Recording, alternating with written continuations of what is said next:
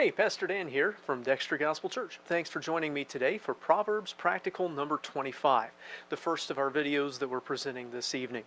In our last video, we saw another warning about the fallout of foolishness. This time, we get a principle about the right use of discipline and a justice system. Proverbs 17, verse 26. Proverbs 17:26 says, "Also, to punish the just is not good, nor to strike princes for equity." So the man writing this is a king. He's writing it to a son who will presumably be the next king. They didn't have in their culture, in their country, the separation of powers that our Constitution gives to us.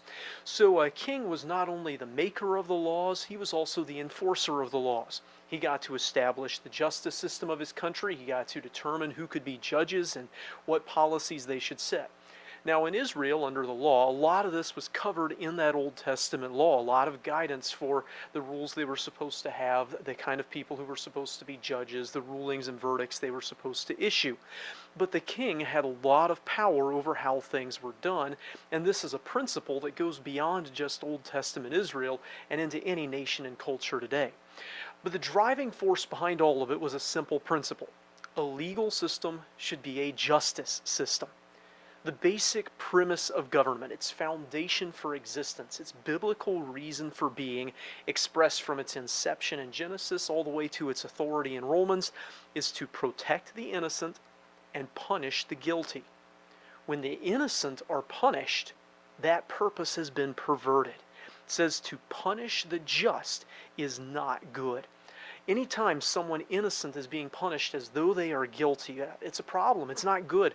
Whether it's a false conviction or whether it's corruption, it's a travesty of justice. Doesn't matter if it's because of sloppiness or political considerations or corruption in the courts. It doesn't matter. Whatever caused it, it's not good when that takes place. Now, just as those in authority can be perverse, perverting the reason for the existence of government, doing injustice for gain or out of sloppiness, so too can those under authority. The second part of the verse says it's not good to strike princes for equity. That is lashing out against those in authority even when they are doing something right, even when they are acting equitably, when they're doing things the right way or in a way that's just or fair. There are those who are just plain rebellious, those who are disposed to despise those in authority. They can't look at a leader and see if they've done something right. They only see if that leader is from the wrong party or from the wrong family or that they hold authority and this person just can't stand authority. God's system is generally one of authority structures. Whether it's the home, the workplace, the society as a whole, our relationship with Him, God hates rebellion in general. And so to rebel against or lash out at, especially authorities that are doing what they're supposed to do, just doing their job, is not good. We need to be careful about authority and judgment, both how we use it and how we respond to it.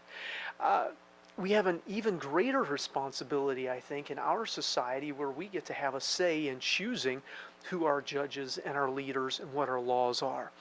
It's really tempting to let partisan, personal, or political concerns drive us more than morality, to punish people who haven't really done anything wrong because we assume they have because they're on the wrong side, or to attack those who are just doing their job for those same reasons.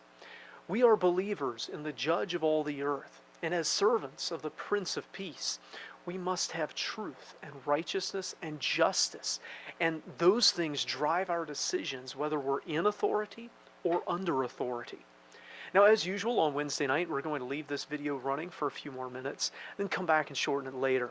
Feel free to talk in the live chat, to share prayer requests, thoughts about this passage, examples of it, and so on.